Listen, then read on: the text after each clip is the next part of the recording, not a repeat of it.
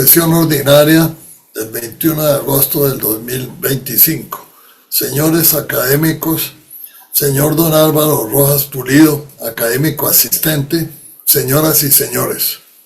Tengo el gusto y el honor de dar la bienvenida a don Álvaro Rojas Pulido, miembro asistente de nuestra academia y conferencista del día de hoy, quien disertará sobre el proyecto hidroeléctrico de Guavio, aspectos principales de la construcción de la presa y rebosadero, obras anexas y otros aspectos relevantes. Álvaro, geólogo de la Universidad Nacional de Colombia, 1964, es especialista en hidrología subterránea por la Universidad Politécnica de Barcelona, 1972. Ha trabajado en estudios, diseños, construcciones e interventorías en diferentes proyectos hidroeléctricos, tales como Chivor, en Boyacá, Guavio, Cundinamarca, Salvajina, en el Valle del Cauca, La Miel, en Caldas, Hidroituango y Porce 3, en Antioquia, el río San Juan, en el Chocó, y el Alto de Chincayá, en el Valle del Cauca. Además de lo anterior, Álvaro participó, entre otras más, en la segunda pista del Aeropuerto Internacional El Dorado, dentro de la interventoría de construcción, y en la Ruta del Sol, en los estudios y diseños en el sector de San Alberto. En el exterior, en el proyecto hidroeléctrico de Platanal, de Cementos Lima, en el Perú. El proyecto hidroeléctrico Uribante Caparo, en San Cristóbal, Venezuela, y entre otros más, las segundas esclusas del Canal de Panamá. Asimismo, Álvaro fue profesor de cátedra en el Departamento de Geociencias de la Universidad Nacional, en la Universidad de los Andes y en la Escuela Colombiana de Ingeniería. Adicionalmente, es miembro de la Sociedad Colombiana de Geología, de la Asociación de Geólogos de la Universidad Nacional, de la Sociedad Colombiana de Geotecnia, del Colegio de Ingenieros de Venezuela, de la Asociación de Geólogos, miembro asistente de nuestra Academia Colombiana de Historia de la Ingeniería de las Obras Públicas ACHIO desde el año 2017. En su conferencia de hoy, el académico Rojas Pulido nos mostrará el proyecto hidroeléctrico de Guavio, el cual es actualmente el de mayor generación eléctrica del país, ya que Hidroituango, que teóricamente es el de mayor producción de energía, aún no está funcionando a su plena capacidad. Asimismo, su conferencia nos mostrará que durante el desarrollo de las obras se presentaron algunos problemas constructivos y otros de carácter programático, técnicos y de relaciones con la comunidad, cuya construcción comenzó a finales del año 1982 y se terminó en 1989, es decir, la construcción de Hidroituango, el proyecto duró 7 años, el cual fue un éxito total para cubrir las necesidades de suministro de energía en el país para aquella entonces. Álvaro, nos complace mucho volverlo a ver y escucharlo en nuestra academia. Bienvenido y adelante con su conferencia, por favor, sobre el proyecto hidroeléctrico del Guavio.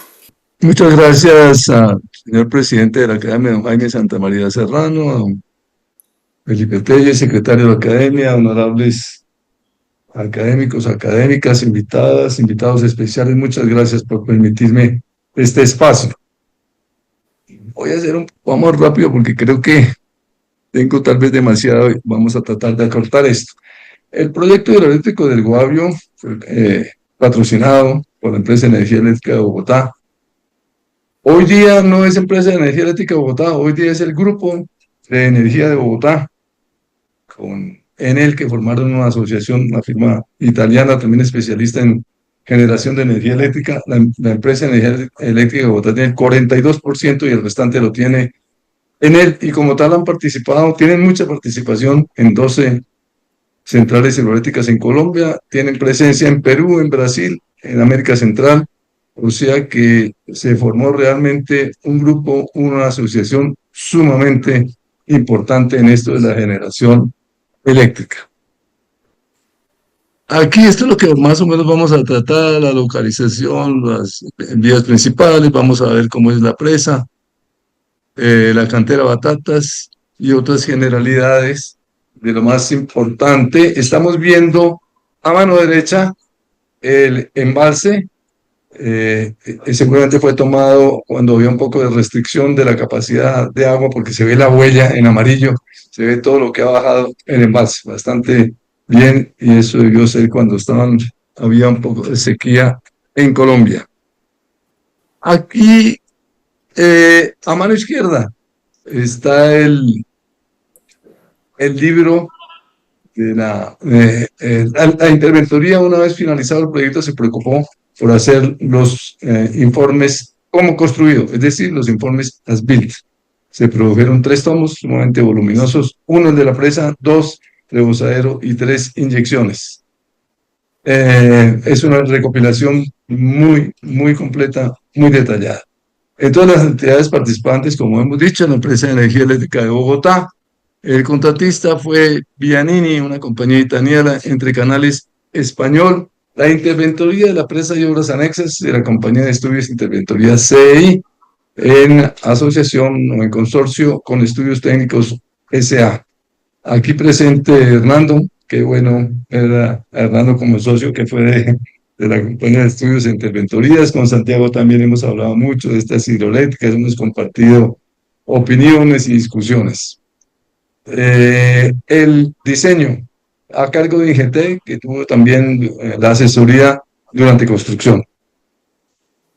Esta es la localización del proyecto. En color azul se ve el embalse de Cisga, el embalse de Guatavita, las vías de acceso. A mano derecha superior de la fotografía, el embalse de Chivor. A la parte inferior de la fotografía, el embalse de El Guavio, que es el tema que vamos a tratar hoy. Distancia desde Bogotá hasta el proyecto localizado en Ubalá, Cundinamarca, 150 kilómetros aproximadamente, pasando por Huasca y luego por, bueno, se llega a Ubalá, que es el sitio donde se desarrollaron las obras.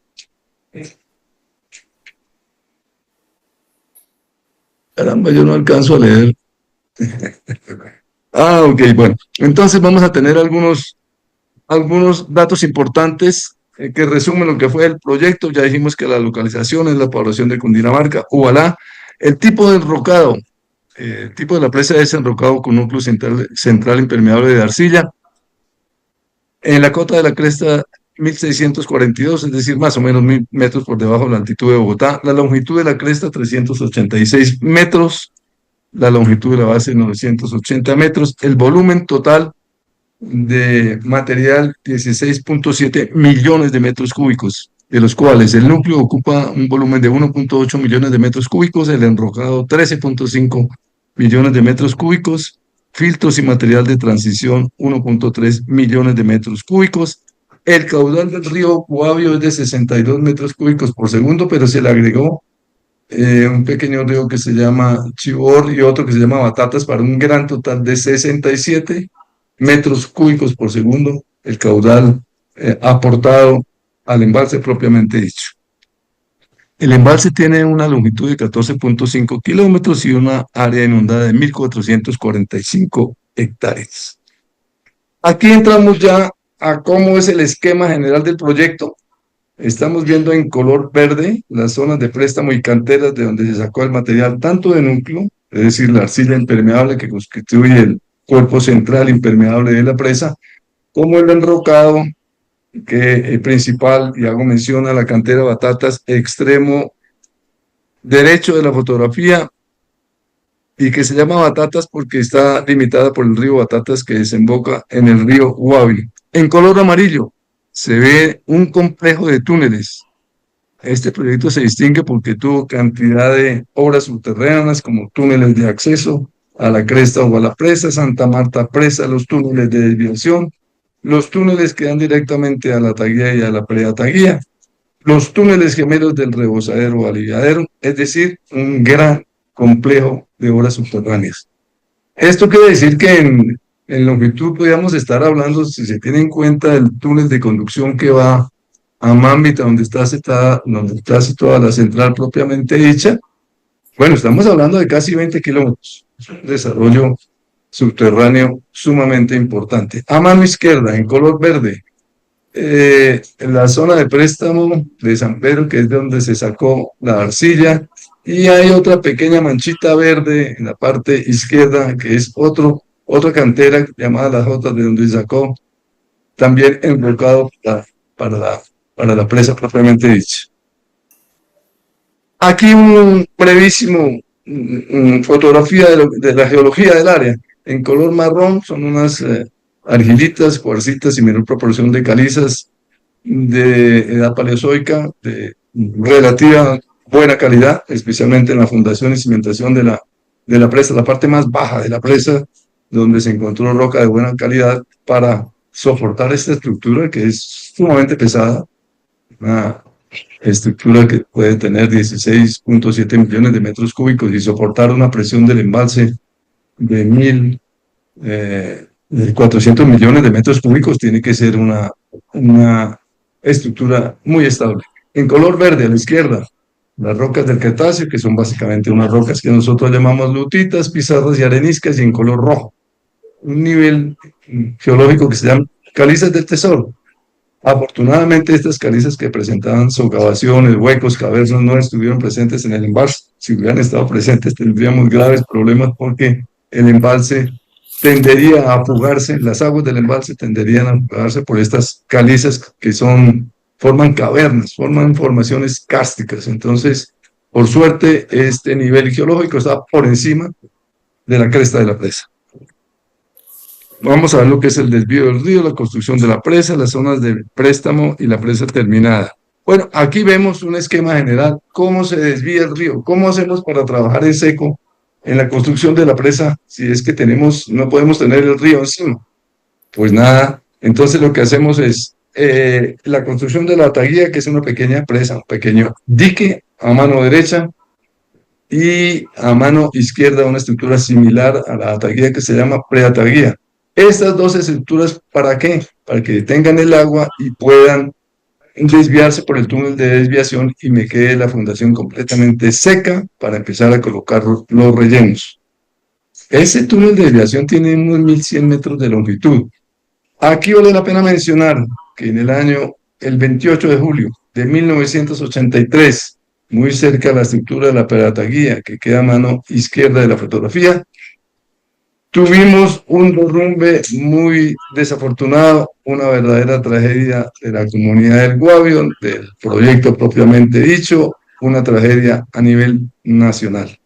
125 trabajadores fallecieron por culpa de un derrumbe en la margen derecha del río Guavio. Desafortunadamente fue un evento doblemente triste, porque es el momento en que los autobuses que llevan los trabajadores y se va a hacer el cambio de turno de los trabajadores que trabajan de día, terminan a las 6 p.m., los trabajadores nocturnos que entran a las 6:15 p.m. para trabajar en las diferentes horas. En ese momento se vino el derrumbe, arrasó los dos buses que estaban ocupados por los 125 víctimas, que llenaron de luto el proyecto, la comunidad. Estaba el presidente Belisario Betancur Cuartas y fue una verdadera tragedia nacional.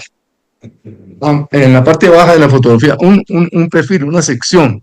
Entonces vemos a mano izquierda lo que es la preataguía y a mano derecha lo que es la ataguía. Ya dijimos que estas dos estructuras, su oficio, su misión es contener las aguas para poderlas desviar por el túnel de desviación.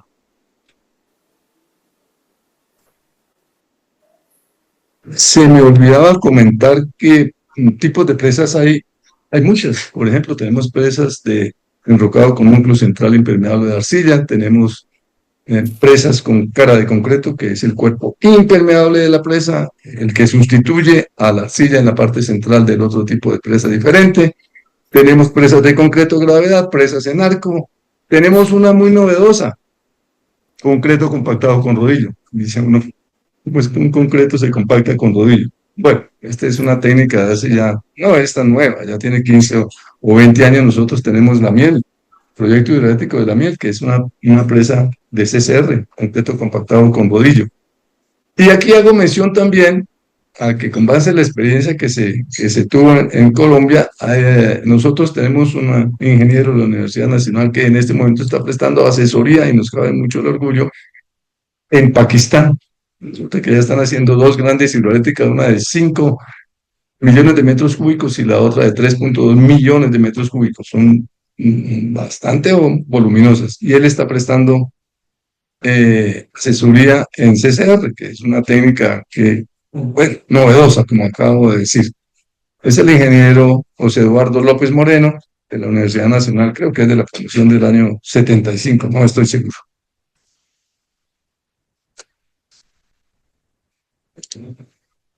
Aquí vemos la sección máxima de la presa. Esta presa, como la mayoría de las presas, son zonificadas. En la parte central se observa la parte más gorda, más anchita. Ese es el núcleo de arcilla y hacia aguas abajo y hacia aguas arriba se distinguen las distintas zonas, como son, por ejemplo, los filtros, las transiciones y los enrocados. El núcleo se apoya sobre una base de concreto, entonces se llegó a la fundación del río en roca y se construyó una base de concreto de unos 5 metros de altura. ¿Para qué?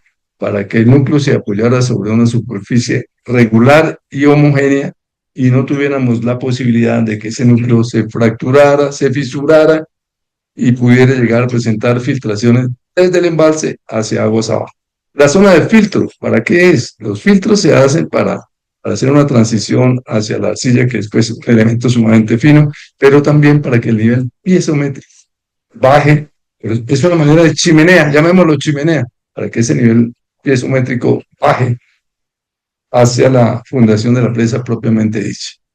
Las zonas de transición, aguas arriba y aguas abajo, es una distinción granulométrica que los enrocados son sumamente grandes, del orden de 60 centímetros, los fragmentos de roca, quiero decir.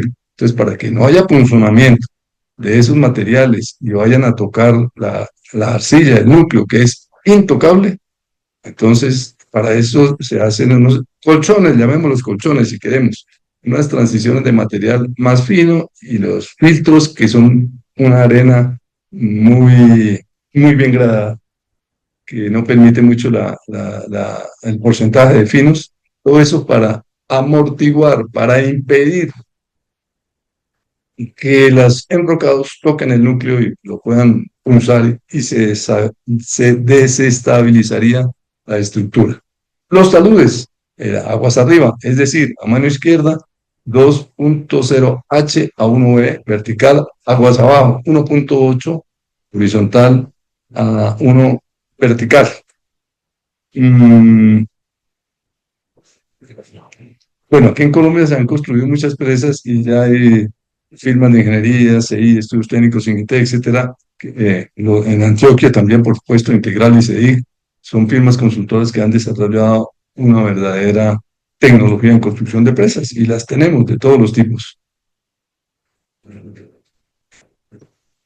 Aquí un aspecto del espaldón aguas arriba, del talud aguas arriba, donde se distingue en blanco, se ve como la carretera por donde acceden las volquetas muy grandes, por supuesto, son de 35 toneladas, 17.5 metros cúbicos, son volquetas muy grandes. Ellas van subiendo por estas rampas, estas lupas, llamémoslas así, van depositando el material arriba y luego un bulldozer las va regando y se va conformando el talud, que tiene que quedar perfecto. Es lo que la geometría diga, en este caso 2.0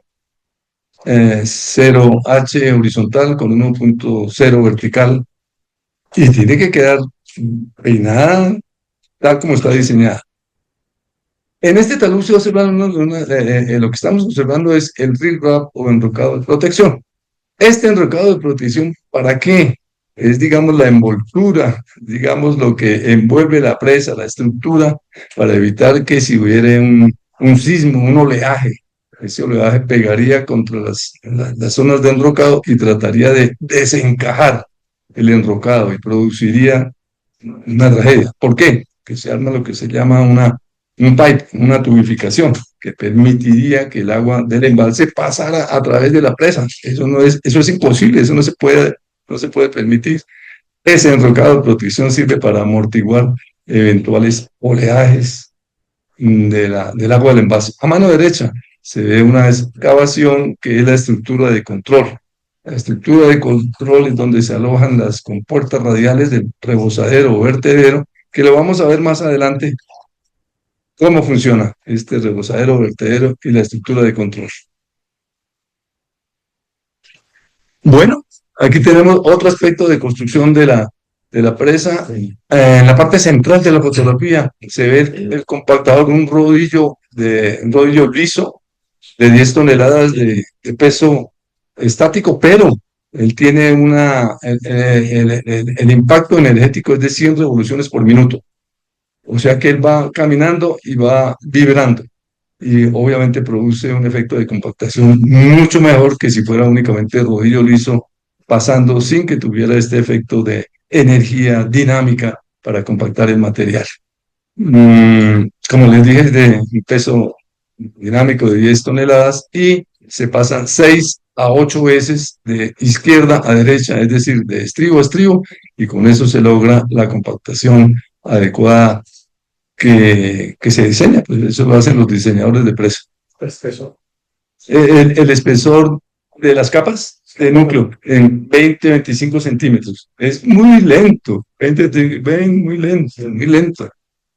Pero bueno, se trabaja las 24 horas del día, se trabaja sábados y domingos, únicamente hay tal vez unos 5, 6, no más de 8 días en que hay descanso. El resto es jornada continua.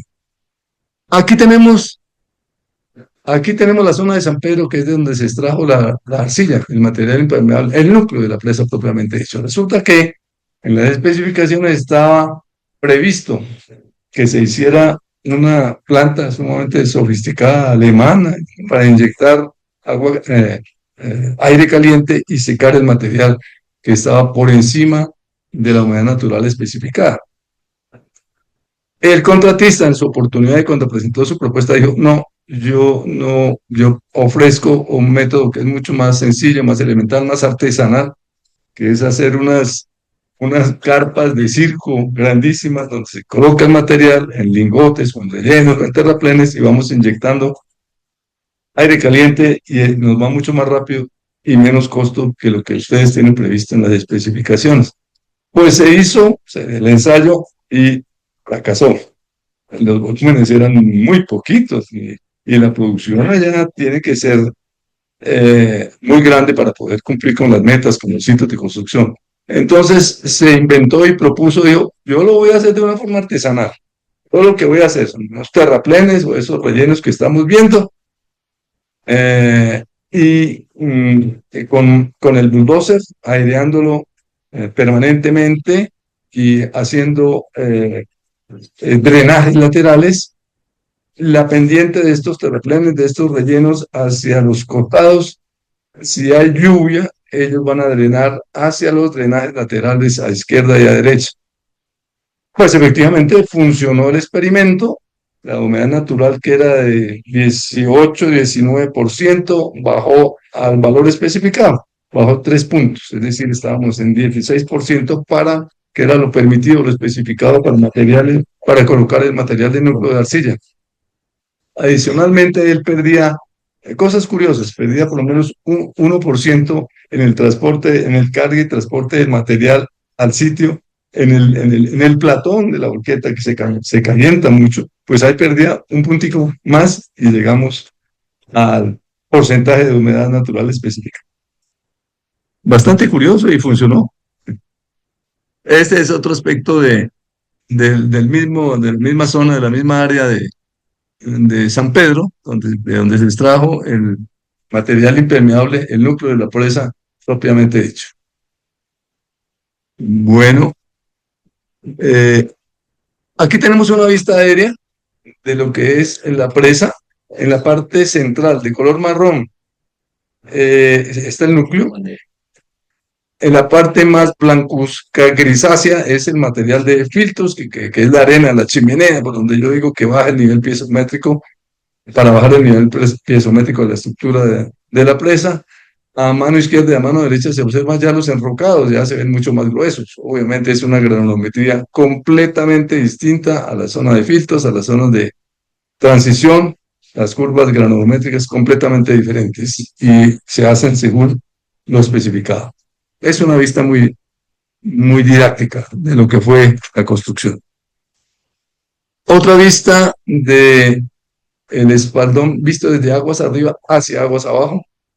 Ya dijimos la forma de lupas por donde transitan las boquetas de 35 toneladas y a la derecha nuevamente, parte superior, nos aparece la estructura de control, que es donde se alojan las compuertas radiales que dan apertura o cierre al paso de agua del embalse para los túneles de vertedero. En este caso, el vertedero reposadero se hizo en túnel. Hay mucho, y también como la presa hay otros tipos. Está, por ejemplo, el Morning Glory, que es un tipo de vertedero que se llama así porque la flor americana se llama así, Morning Glory. Existe también canales abiertos, por ejemplo, San Rafael, que el agua se evacúa por canales, y en este caso en particular fue subterráneo, es decir, dos túneles gemelos. Otro aspecto del espaldón, aguas arriba, ya mucho más avanzada la construcción que en la fotografía anterior. En la parte inferior de esta fotografía estaba la planta de inyecciones del contratista, las inyecciones obviamente para consolidar el macizo rocoso, tanto en los estribos como en la cimentación de la presa es sumamente importante. Es un capítulo muy importante y complementario de lo que estamos hablando, y también se hizo un libro, un tomo sobre inyecciones con todas las características y de los detalles de mezclas, resistencias, etcétera. Otro aspecto de la presa del espaldón aguas arriba, perdón, este ya es espaldón aguas abajo. Ahí se ve como un laguito. Obviamente existen en la cimentación, en la fundación de la estructura, algunas filtración de agua. Es imposible que quede completamente impermeable, a pesar de que se hace el núcleo central. Y en lo que se llama la cortina de inyecciones, que va desde la fundación de la presa y se extiende hacia los estribos. Eso es un trabajo larguísimo, muy sofisticado. A pesar de eso, hay pequeñas filtraciones que las estamos viendo y hay un vertedero que rutinariamente y durante toda la operación de la presa va a estar monitoreada y no puede aumentar tempestivamente de tener medio litro por segundo a tener 30 o 40 litros por segundo. Esa sería una señal de alerta muy cuidadosa y habría que tenerla en cuenta. Para eso es ese pequeño vertedero. Aquí tenemos, ya pasamos a la cantera Batatas. La cantera Batatas es de donde se extrajo la mayor cantidad de material de enrocado y también de roca para triturarla en la planta de trituración y obtener la arena de los filtros, de las chimeneas que venimos hablando. Pues nada, esto tiene 546 metros de altura, es decir, la distancia vertical que hay entre Bogotá y Monserrate es monstruosa, es tremendamente alta. Ese desarrollo en ese momento fue la tercera más grande del mundo para proyectos hidroeléctricos. Y yo creo que sí, clasificando muy cerquita, porque desarrollos de canteras de esta altura y de ese volumen pues no se ven todos los días. La construcción fue mediante taludes y berma. Altura de los taludes 20 metros, ancho de las bermas variando entre 12 y 14 metros, para eh, para tener una pendiente final de 0.76H contra 1.0E. En la parte baja donde se ve media circunferencia, ahí está. Entonces se vea cómo es la tecnología, últimamente ha progresado mucho. Bueno, ahí la forma de cargue también fue novedosa. ¿Por qué? Que se hizo una chimenea, un pozo. Entonces el material rodaba a las partes, obviamente las piedras rodan para abajo, entonces rodaba hacia las partes bajas de la cantera y mediante un bulldozer todo ese material derrocado se arrimaba a esa chimenea, a ese pozo, y se hizo un sistema subterráneo de circulación de las volquetas. Así que las volquetas se colocaban debajo de esa chimenea, debajo de ese pozo y mediante compuertas. Se abrían las compuertas y se cargaba la volqueta en 35 segundos.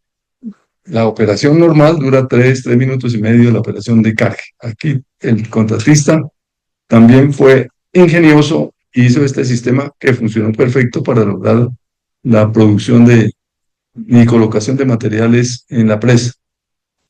A mano derecha, un perfil o una sección desde la parte alta de la cantera hasta la parte más baja, donde se muestra el terreno original. Este es el terreno original y este es el terreno tal como quedó ya el perfil de excavación una vez terminado.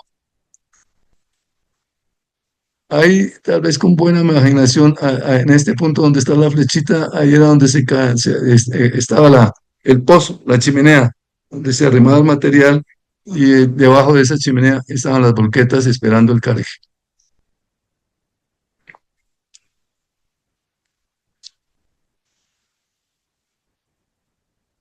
Aquí otra, ok. Aquí otra fotografía que muestra la explotación de la cantera Batatas. A mano derecha, el sistema vial para llegar a los distintos niveles de la cantera. Fue un desarrollo con base a muchas vías de acceso para llegar a los diferentes sitios y adicionalmente mucha obra subterránea, porque el contratista con buen criterio para ahorrar grandes cortes que significaran una inestabilidad del terreno, se metía en túneles, entonces hizo un enjambre de túneles. Otra fotografía no muy clara del desarrollo de la explotación de la cantera Batatas, que fue la principal fuente, principal suministro del enrocado para la presa. Aquí tenemos ya nos pasamos para el rebosadero. A mano izquierda, en planta la estructura de control del rebosadero, en achurado los dos túneles gemelos de los vertederos, el uno de 426 metros de longitud, el otro de 460 y pico de metros de longitud. En la parte central se ve en blanco una rayita, dos rayitas. Esa fue una galería que se construyó entre los túneles para facilitar la excavación, tanto hacia aguas arriba como hacia aguas abajo de los dos túneles. Los contratistas son muy ingeniosos y ellos tienen que inventarse, aparte del diseño, cantidad de obras porque tienen que cumplir con las metas y con los hitos.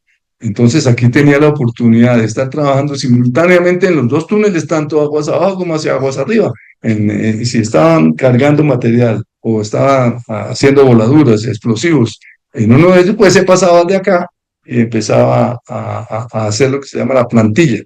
La plantilla en un túnel es la forma como se disponen los huecos donde va alojado el explosivo. Son cantidad de huecos de media pulgada donde va el explosivo, pues el cordón detonante, etcétera. De la parte central en un túnel es lo que se llama la cuña. La cuña es la que tiene mayor cantidad de explosivo para conformar la sección de excavación. En la parte baja, entonces tenemos una sección y se muestran en rayitas, cantidad de rayitas que son las inyecciones de consolidación del macizo rocoso. Eso es otra técnica importantísima. El macizo rocoso toca inyectarlo para que las diaclasas, las fracturas, las fisuras, etcétera, queden completamente selladas y no quede la menor oportunidad al agua que coja un camino por las paredes o que tenga filtraciones por el techo, por la bóveda propiamente dicha. Con ese fin se hacen lo que son las inyecciones de consolidación, de contacto. Hay muchas clases de inyecciones según donde se aplique, bien sea en los túneles. Por ejemplo, en la presa se hizo, como les comentaba, una verdadera cortina de inyecciones, hasta de 12 o 15 metros de longitud para impermeabilizar, para impedir un eventual paso del agua hacia aguas abajo. Es una técnica también lenta, demorada, toca hacer los huecos, toca inyectarlos con lechada de cemento, hacer luego pruebas, sacar cilindros para probarlos y ver la resistencia, cómo quedaron inyectado, y se hacen pruebas para ver si ya que con agua para ver si ya quedó completamente inyectado, es decir, que quedó impermeable. Es también bastante engorroso. La, el túnel tiene una pendiente de 6%. A la izquierda se ve el sifón. Entonces la estructura de control, ella empieza con un sifón de 40 o 45 grados, la inclinación con un plano horizontal, y después sí sigue lo que es el túnel propiamente dicho con una pendiente de 6%. Aquí otra gráfica donde se muestran como con más detalle los túneles, tanto el túnel número 1 como el túnel número 2 a la izquierda, la estructura de control, donde se alojan las compuertas radiales que mediante cierre o la apertura dan paso al agua del embalse en caso que se necesite desembalsar. Por ejemplo, ¿cuándo podría funcionar esas compuertas radiales? Cuando hay un invierno sumamente fuerte que está subiendo y no se puede permitir que el agua pase por la cresta de la presa, entonces hay que desembalsar. La forma de desembalsar o de mandar agua para la central es utilizando los vertederos, dos túneles, que tienen una capacidad de 2.100 metros cúbicos por segundo cada uno. Gran total, 4.200 metros cúbicos por segundo. Es mucho, es mucha agua la que pasa por ahí. Por ejemplo, una comparación, el río San Juan tiene un promedio de 2.300 metros cúbicos por segundo caudal promedio anual. Eso es una barbaridad. Bueno, pues aquí uno de esos túneles es capaz de evacuar 2.100 metros cúbicos por segundo. Vamos a ver qué tenemos en la siguiente. Aquí tenemos entonces el sifón a mano izquierda, y a mano derecha cómo se excava esos túneles que son inmensamente grandes, pueden tener hasta 15 metros de altura. En los hastiales, en las paredes, tienen 10 a 11 metros, y arriba en la semicircunferencia tienen un radio de 450, que son sumamente altos justamente para dar cabida a una eventual desembalse. Y esa es la forma como se hacen esos túneles. La fase 1, que es de excavación de la bóveda hacia abajo, es fase 2, la parte central, pero en cada fase 2 y en la 3 se perfora, se ponen explosivos. En la parte central, inicialmente, esta es la parte central. Y en las partes laterales, dos cuñas o dos banqueos que se hacen posterior al que se haga el banqueo. Igual en la fase 3, exactamente igual, la parte central del túnel, y posteriormente se hacen las partes laterales. Es lo que se llama banqueo. Entonces vamos a hacer un banqueo en la parte lateral, la fase 3A, y un banqueo en la fase lateral a la derecha, la fase 3A. Esa es la forma como se excavan esos túneles que son monstruosamente grandes. Bueno, aquí una fotografía del inicio del sifón. Entonces se colocan arcos de acero espaciados 60 o 70 centímetros, y luego concreto neumático o concreto lanzado que lo va cubriendo, se ponen 7, 8 centímetros primera capa, una malla electrosoldada, y siguiente capa otros 7, 8 centímetros, para un total de 15 centímetros que van recubriendo los arcos de acero. Indispensable colocarlos, pues si no la roca no es capaz de resistir los esfuerzos, y habría ahí derrumbes en la bóveda o en las paredes. Es un sistema convencional. Aquí la estructura de control es una parte donde van fundadas las pilas, que las vamos a ver más adelante. Esto tiene 40 metros por 40 metros de largo por 42 metros de ancho. Es una estructura, como ustedes la pueden ver, muy reforzada. Hay mucha cantidad de hierro. Ahí tiene que soportar las 3 pilas que vamos más adelante, donde se alojan las compuertas radiales del rebosadero o vertedero. Se presentaron cuando se estaba haciendo ese corte, se presentaron deslizamientos, entonces se tuvo que colocar andamios para colocar pendones de anclaje de 18 metros y una carga de 50, 70, 80, la carga de trabajo de esos tendones, pero también colocar pernos de acero, recocer las rocas y evitar derrumbes que cayeran sobre la estructura de control. Otra labor también bastante delicada que inicialmente uno no puede prever todo, no lo puede prever en los diseños. Aparecen imprevistos que hay que solucionarlos. Y esto se nos presentó, esto no estaba previsto, ese sistema de soporte, pero se hizo 125 tendones, es una cifra bastante numerosa de tendones de anclaje. Aquí está la estructura de control, el hueco, el gran hueco que se hizo para la fundación de la colocación del concreto, una placa de casi 4 metros de altura y una buena cantidad de concreto reforzado. Aquí están las célebres pilas, son en tres pilas o tres columnas o tres muros, como queramos llamarlos. Entre esos son tres pilas, dos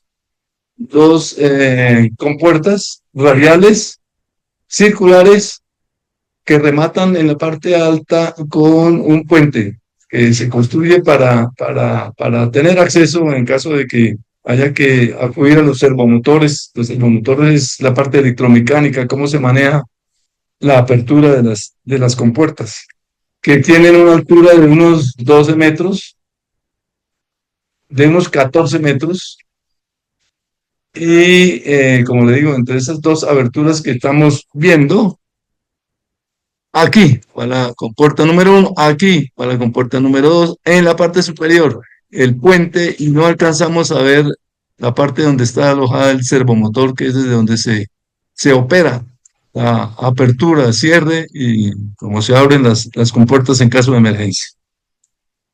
Aquí una nueva vista de las columnas. Esto aquí, que donde tengo la flecha, es la parte superior ogola del rebozadero. Es una forma hidráulica, como los hidráulicos diseñan en la curva donde debe caer el agua. Ellos siempre hacen esta cresta ogola que hidráulicamente le permite una operación mejor que si fuera una parte completamente plana. Entonces ellos hacen sus cálculos y le dan esa bola, la bola o cresta al rebozadero. Y aquí el material lo utilizaron en la parte central, un jumbo. Ese jumbo puede tener 4 o 5 brazos, que son las perforadoras en los túneles que hacen los huecos para hacer los huecos donde se aloja el explosivo, la dinamita, y es muy rápido porque con 4 o 5 brazos se pueden hacer simultáneamente lo que se ha diseñado previamente, que es la plantilla de colocación de explosivos, y esa es una forma de hacer rápidamente la perforación y carguen de la dinamita de los explosivos en los huecos previamente diseñados según una geometría que los sabios, los que saben de eso, la colocan para que tenga el mayor efecto de los explosivos y pueda conformarse la sección de excavación. Abajo de las volquetas, aquí una perforadora de oruga. Y luego aquí tenemos ya terminado, muchas gracias. Entonces al fondo el embalse, y aquí tenemos la parte de aguas abajo, el saludo de aguas abajo, y a todos ustedes, muchas gracias. Muchísimas gracias al ingeniero Álvaro Rojas Pulido por su magnífica, detallada, muy bien documentada, con muy buenas fotografías, clarísima presentación de lo que fue la construcción de la presa y el rebozadero de la hidroeléctrica del río Guavio.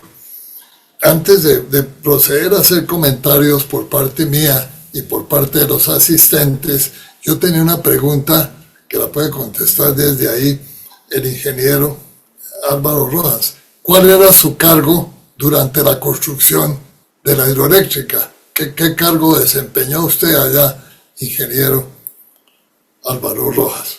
Gracias, Jaime. Sí, yo era el director residente de Interventoría, Compañía de Estudios de Interventoría y Estudios Técnicos. Era el director en campo. Existía un director general de la Interventoría que tenía sede en Bogotá, y yo era el director en campo de esa Interventoría de la presa y obras anexas. Muchísimas gracias, Álvaro, por darnos esa información. Precisamente yo quería destacar eso porque el ingeniero residente de campo es sobre donde recaen todas las responsabilidades del campo. Es una cosa importantísima el cargo que usted desempeñó en ese gran proyecto de la hidroeléctrica de Guavio. Entonces, pues felicitaciones por el resultado, porque hay que felicitar a los ingenieros que están trabajando en estos proyectos tan importantes. Bueno, quisiera hacer unos cortos comentarios y después de la palabra a los asistentes para comentaciones. Primero que todo, pues según lo comentó el ingeniero Rojas, el diseño y la asesoría fue por parte de IGETEC, incluyendo obviamente las especificaciones. ¿Por qué la asesoría? Porque con Carlos Ospina, gerente de IGETEC, siempre que hubo participación en todos estos proyectos tan importantes de las hidroeléctricas, se consideró que era fundamental que durante el desarrollo del proyecto estuviera presente el diseñador para ir resolviendo dudas, para ir permitiendo alternativas, etcétera, modificaciones de las especificaciones, como lo mencionó el ingeniero Rojas. Entonces, IGETEC participó desde el día del comienzo de la construcción hasta el día de la inauguración. También, además, obviamente, de los ingenieros que mencionó, de estudios técnicos y la compañía de estudios e interventoría CEI, de la presa y de los túneles de rebosadero y sus túneles subterráneos, también hubo otros consultores que obviamente trabajaron en los otros túneles y obviamente en la central donde se genera la energía, la central hidroeléctrica. Entonces hubo otros ingenieros consultores que también participaron durante la ejecución del contrato. Muy triste la situación que se presentó, que nos lo mencionó, el derrumbe en la Taguía, donde hubo 125 fatalidades. Esa parte, realmente los riesgos de un proyecto de esta magnitud son muchísimos e infortunadamente en estos casos muchas vidas se pierden por esto, por llegar al progreso de la ingeniería en muchas cosas. Luego, muy interesante el proceso de la construcción de los túneles de rebosadero, de este tipo de rebosadero que es un poco diferente, ¿no? A los que normalmente se han usado aquí en Colombia. La mayoría son a cielo abierto, como se llama, ¿no? Me llamó mucho la atención y me gustó la referencia que hizo el ingeniero Rojas al caudal del río San Juan en relación con el caudal de cada uno de los rebosaderos, de cada uno de los túneles de rebosadero. El río San Juan, que entre otras cosas es el más caudaloso del Océano Pacífico, en ese río IGETEC hizo un diseño en que Álvaro precisamente estuvo allá participando de una hidroeléctrica que está disponible para generar. En este momento no recuerdo, pero son como, yo creo que son 2000 y pico de gigavatios ahí. Ahorita Álvaro tal vez me corrige cuántos son, 2500 gigavatios que están disponibles para ser construidos en Colombia por un sistema muy especial, ¿no? Que en algún momento podríamos también comentar. Muchísimas gracias por esta parte. Bueno, yo creo que con estos comentarios termino nuevamente dándoles agradecimientos por esta magnífica conferencia que publicaremos en YouTube para que el resto de las personas que no han podido participar y para nosotros mismos poder establecer. Adelante con otros comentarios de los presentes que quieran participar. Muchísimas gracias. Magnífica conferencia, Álvaro. Con Álvaro somos compañeros de colegio, de amigos de muchos años. Almorzamos todos los viernes desde hace 40 años, o algo así, cuando cumplimos. Bueno, trayendo a cuento lo que siempre dice las sabias palabras de nuestro académico honorario, don Jorge Arias de Grey. A los ingenieros y a los especialistas en general, hablando del tema históricamente, sí, nos suele faltar un relato del contexto. O sea, cómo, para qué se hizo la presa, qué función ha tenido, la historia macro, o sea, pero por fuera de la técnica misma, dentro del servicio a la sociedad, a la comunidad, que puede tener relevancia históricamente dentro de nuestra academia. Creo que Álvaro tiene una visión muy buena de todas esas cosas. He conversado con él muchas veces, quisiera que él nos diera pues, su idea del contexto. Y si alguno de los presentes tiene alguna idea, también para complementar, bienvenido. Gracias, académico secretario. Simplemente dos cosas, tres cosas, tal vez quiero decir ahora. La primera, por supuesto, felicitar a Álvaro por su exposición. En segundo lugar, manifestar también mi sentimiento de agradecimiento y mi sentimiento de honor haber recibido de ustedes el hecho de esta conferencia.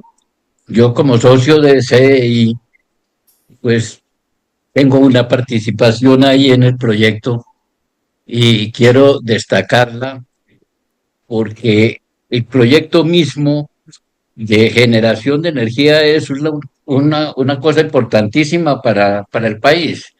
La generación de energía es el motor del desarrollo del país, de todos los países.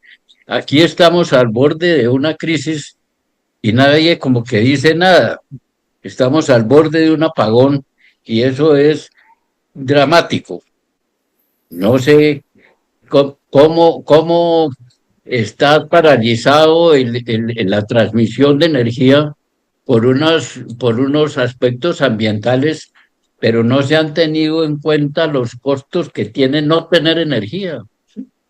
Ahí es donde el proyecto debería tener una salida rápida. Eso es una de las fallas que tenemos los ingenieros en general, la Sociedad Colombiana de Ingenieros, todo el mundo, como que nos cogen los problemas anunciados, pero como que nadie pone la primera piedra de la solución. Eso es una crítica que tengo ahora, no para la academia, sino para la Sociedad Colombiana de Ingenieros. En este momento la manifesté porque el proyecto del Guavio es un ejemplo de lo que hay que hacer. Hay problemas y hay que resolverlos. Y hay que resolverlos a tiempo y hay que resolverlos rápido. Eso es un aspecto que ha gravitado en todos los proyectos de ingeniería del país. La solución de los problemas se vuelven problemas jurídicos y no nos permiten avanzar. Debería haber una cadena, no una cadena sino un amarre de tal manera que las cosas se resolvieran rápido, como al tiempo, no esperar a que funcione una para empezar la otra. Es un poco difícil de explicarlo rápidamente, pero es un tema que debería ser tratado en relación con estos proyectos y estos grandes proyectos que tienen incidencia en el desarrollo del país. Nuevamente, el agradecimiento a Álvaro por el trabajo que hizo, que como lo dijeron antes, no solamente es un trabajo que hizo, sino personalmente hizo. Y eso es un valor agregado de la presentación. Y nuevamente mis agradecimientos a la academia por permitir esta conferencia y además por dejarme hablar para unos minutos. Gracias. Santiago, en el contexto, es importantísimo lo que acaba de mencionar, del contexto de lo que significa la energía eléctrica para el país y de cómo fue un aporte muy importante la hidroeléctrica de Guavio en su momento. En este momento, pues, afortunadamente la información es que se han recuperado todas las hidroeléctricas para el problema del año pasado que tuvimos con la falta de agua, pero eso no significa que el hecho de tener las hidroeléctricas recuperadas en cuanto a su capacidad de generación signifique que tengamos suficiente capacidad de generación. Necesitamos otras hidroeléctricas, por ejemplo, como lo he mencionado algunas veces, tenemos la hidroeléctrica de allá del río Micay, que son 1000 megavatios que podían aportarse, pero infortunadamente por problemas de aprobación de la licencia ambiental no se logra hacer los proyectos. Los partes ambientales son gravísimos. Yo me acuerdo que el gobierno tal vez de Álvaro Uribe, que mencionamos en este momento, se decidió que las pequeñas hidroeléctricas que se llaman hasta 25 megavatios no requieren licencia ambiental, y todos los proyectos, inclusive también de carreteras de otros que se construyen, es porque dicen se obvia por decreto la licencia ambiental. Entonces yo creo que eso sí debíamos revisarlo para que la ANLA, que es la que emite la licencia ambiental, pues dediquen a trabajar y aprobar las licencias y que se hagan los ajustes necesarios para que los proyectos hidroeléctricos sigan progresando. Bueno, adelante, Julio Mario. Felicitar al doctor geólogo Álvaro por la presentación que acaba de realizar. Yo tengo, bueno, una pregunta. En cuanto a la tragedia que sucedió por la muerte de este personal, en ese entonces, ¿cómo se manejó toda esa tragedia, digamos, desde el punto de vista de la pérdida de vidas humanas, estas cosas? Y lo otro es ver lo curioso que, si bien es cierto, las obras que tienen que ver con represas, pues es un movimiento de tierra. Realmente, digamos, en el día de hoy, las especificaciones que piden para un director de una obra, por lo general lo enmarcan a los ingenieros civiles, y viendo que usted, pues, como geólogo, demostró que puede desarrollar una dirección de campo exitosa, pues digamos que eso que hoy en día no se ve tan fácil, esa participación de otras especialidades en obras tan importantes. Entonces me causa como curiosidad. Cuando estaban buscando un director de campo residente en las obras, pues obviamente es un ingeniero civil, por razones obvias. Bueno, pues fue un poco polémico. Yo estaba en Venezuela, también participando en hidroeléctricas, y a un ingeniero, Jorge Acosta, se le ocurrió, digo, yo tengo una persona para nuestro consorcio, 6 estudios técnicos. Él está llegando de Venezuela y vamos a proponerle que si puede y si quiere venir a este trabajo. Me consultaron, yo dije que sí, yo ya estaba en plan de venirme para Colombia, pero había que sortear otro problema.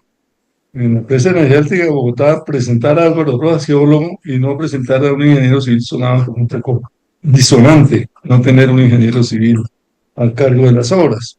Bueno, pues se le consultó al subgerente del proyecto de la empresa energética de Bogotá, un ingeniero Jorge Buendía Martínez, y le dijeron, mira, que hay una persona que la vamos a presentar para su aprobación, es el geólogo Álvaro Rojas. Dijo, sí, yo lo conozco desde Chivor, queda aprobado. Entonces creo que no duró ni 24 horas en la consulta. Fue bastante, yo diría que curioso, no sé qué calificativo darle, pero me tocó en suerte. Lo que tú dices, Julio, es cierto. Hay problemas técnicos, programáticos, contractuales, de relaciones con la comunidad, difíciles, muy difíciles, de relaciones laborales. ¿No? Eso es todo un enjambre de cosas que hay que sortear.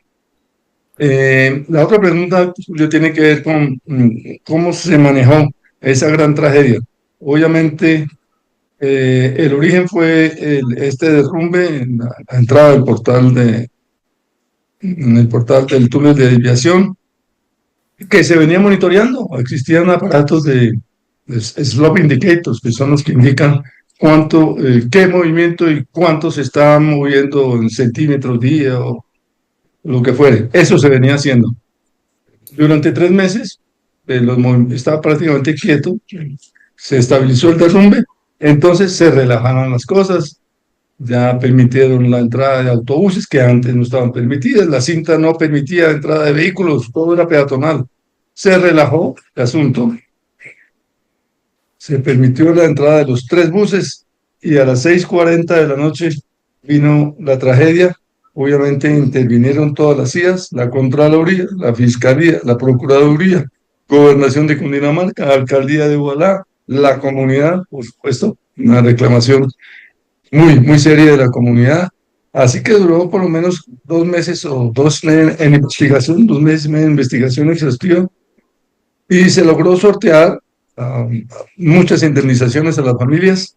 125 familias había que indemnizarlas y se hizo. O sea que fue un capítulo muy desafortunado. Yo no estaba en esa interventoría, había 2 interventorías, una que tenía la presa y obras anexas, y la otra interventoría tenía lo que eran los trabajos de los túneles de desviación y galerías de desviación. Otro consorcio que se formó, pues no voy a decir qué compañías estaban a cargo de eso. Cuando yo llegué, ya había pasado, yo llegué en diciembre, eso fue en diciembre de 1983, eso ocurrió el 28 de julio de 1983. Dice que yo no tuve la cruz. Bueno, esa es la explicación, Julio. Cuando yo trabajaba en Móvil de Colombia en esos años de la construcción de la iglesia, supimos que iba a haber un gran desarrollo en empresas hidroeléctricas en el país. Un programa de largo alcance de muchas empresas de la generación de energía limpia para el futuro del país. Y va a haber mucho trabajo. Se está empezando con esa empresa, con San Carlos, tal vez de Chivoche, en Gaza, y había una expectativa de mucho trabajo. Yo estuve trabajando en la hidroeléctrica de Mesitas, un paraíso, de Aguaca. O sea, era parte de ese paquete de actividad. ¿Qué pasó con ese programa? Se hicieron esas obras de esos años y no más. Entonces yo pienso, con respecto a este contexto que preguntaban, los ingenieros hacemos las cosas, pero que nos mandan a hacer. No generamos la iniciativa per se. Tenemos las ideas, pero necesita que los gobiernos tomen las decisiones y se hagan las cosas. No somos como la policía o los médicos que estamos listos para solucionar los problemas que caen. Se necesita que un gobierno tome decisiones. Entonces, ahí ve uno que todo se enreda porque entonces empiezan a ver las cifras, el problema de corrupción, el problema de la ambiental, los derechos de las comunidades ancestrales, los cementerios, eso es lo que paraliza las obras. Bueno, es un tema. Había un gran programa. ¿Qué pasó? No se siguió haciendo. Vale la pena recordar que vuelvo a nombrar otra vez al gerente de Ingetec, a Carlos Pina Delgada. Se requieren personas como él, que siempre promovieron los proyectos. Precisamente yo recuerdo que contaban que cuando comenzó Ingetec a trabajar en el sistema eléctrico colombiano, lo primero que hizo fue ir a la empresa de energía eléctrica de Bogotá hasta que lo recibió el gerente y comenzaron a hacer la promoción de todos los proyectos hidroeléctricos de la empresa de energía eléctrica de Bogotá. Se necesita personas de promover, pues se promovieron no solamente las hidroeléctricas de Chivor, de Guavio, de empresa de energía, sino obviamente las 2 plantas de allá del Salto, que inicialmente iba a ser una sola de 1000 metros de altura, pero que los productores precisamente de Brown Boveri y de las turbinas y los generadores dijeron que no era posible 1000 metros de altura y por eso se partieron en dos plantas de generación de 500 metros cada uno. Pero bueno, esos son estos 2 técnicos que algún día podremos volver a recuperar. Pero yo estoy de acuerdo, necesitamos que haya muchísimos más ingenieros que promovamos el desarrollo del país en todos los aspectos, en generación de energía, en transporte, en diferentes aspectos. Muchísimas gracias. Bueno, adelante Inés Arias con sus comentarios, por favor. Entre otras cosas, pues me siento sobre todo muy feliz de estar en esta conferencia porque el geógrafo y allá en la represa ingeniero civil pues nos presentó todas esas gráficas que facilitan la comprensión y por lo menos saber lo monumental de la obra. Y una obra con tantas cosas de túneles, de alturas, de todo eso. Entonces, aquí pues acaba de hablar Jaime y dice que lo técnico y lo de los ingenieros debe estar por encima de otras decisiones. Lo que pasa es que en nuestra sociedad, y nosotros la conocemos desde siempre, desde la colonia, lo que fue la República, lo que dijo, lo que analizó Julio Garavito Armero, con el cual estoy muy de acuerdo. Entonces, los partidos políticos y con ellos los politiqueros se toman la palabra, la iniciativa y se apropian de la técnica. Entonces, ese es un problema de tipo estructural jurídico que tiene muchas décadas y yo diría que siglos de existencia. Entonces, pues ahí vamos, pero después de haber oído la exposición de cómo en la represa del Guavio, frente a los problemas, los mismos ingenieros y los que estaban a cargo supieron reaccionar y encontrar soluciones, porque las cuestiones en las sociedades es que hay problemas, pero los problemas son bienvenidos, pero cuando la misma sociedad está en capacidad de construir soluciones. Entonces, en medio de todas las, digamos, falencias que nosotros tenemos, es muy significativo y reconfortante a través de la conferencia que hemos oído darnos cuenta de que esa capacidad se dio muchas veces de solucionar problemas. Yo tenía otra cosa para decir, que frente a las cosas que son las obras, cómo reacciona la sociedad. Desafortunadamente, yo lo que he visto es que los medios de comunicación, más allá de ingenieros y de politiqueros, claro que ellos están movidos por los politiqueros, son los que toman las decisiones. Ahorita hay unos problemas de energía y entonces ellos dicen, y esta mañana volvían a decirlo, esos irresponsables, no, es que hay que subir las tarifas, lo más probable, o sea, están construyendo la narrativa, y digo bien, la narrativa para que nosotros aceptemos de buenas a primeras, sin examen de las cosas y sin ningún ingeniero por ahí, sino los medios de comunicación, que ya sabemos manejados por los politiqueros, que están haciendo el ambiente y la narrativa para subir las tarifas. Entonces, yo quería referirme a estos aspectos sociales tan importantes en que afortunadamente la sociedad ha podido y ha tenido capacidad de construir dimensiones como lo prueba la represa del Guavio. Muchas gracias. Muchas gracias por la palabra, Jaime. Y gracias a nuestro ingeniero conferencista y todos los comentarios tan interesantes que le permiten a uno aprender todo el tiempo en estas sesiones. Yo solamente tenía un ofrecimiento, Jaime, cuando quieras lo hacemos, y es que yo hice un análisis desde el 18 y cada vez que iba saliendo información 19, 20, 21 y creo que el último refresco fue en el 22 sobre la causa, pero no la causa técnica, no la causa raíz, sino la causa gerencial probable que hizo que en el caso de Hidroituango desembocáramos en una tragedia como la que tuvimos. Así es de que eso está disponible, cuando quieran lo vemos.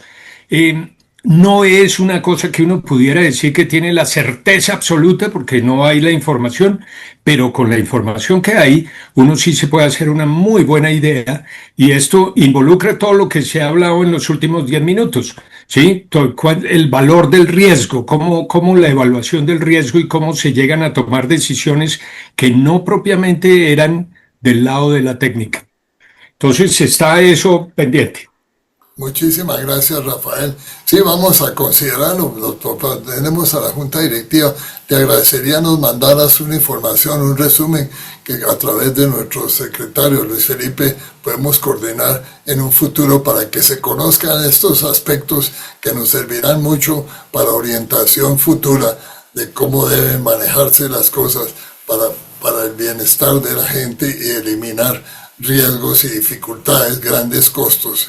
Muchísimas gracias. Muchísimas gracias a todos por su participación. Ha sido una tarde maravillosa en que la tecnología ha estado por encima de todas las expectativas y hemos recibido una información maravillosa.